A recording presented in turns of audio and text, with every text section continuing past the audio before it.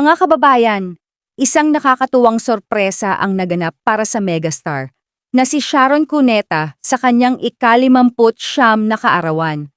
Sa pagbisita niya sa klinika ni Dr. Ivy Teo, hindi inaasahan ni Sharon ang espesyal na handa na inihanda para sa kanya.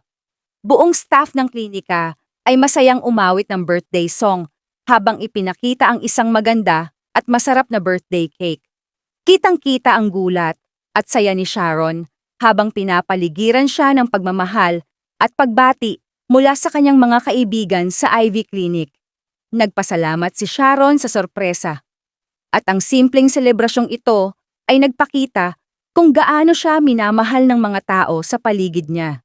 Isang espesyal na sandali na nagbigay kulay sa kanyang kaarawan.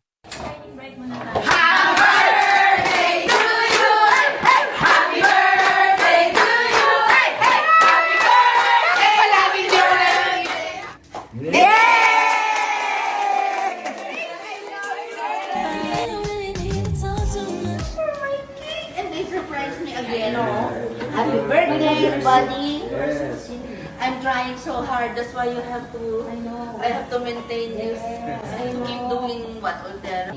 RF microneeds. What else ba? Ako, kung anong sabihin, yun ang gagawin ko. I like to build another house with all the equipment. Yes.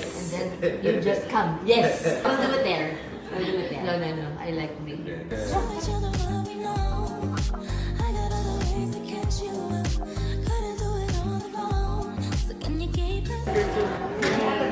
Bye, Doc. Love you. Bye, Mama. I love you. Bye, bye.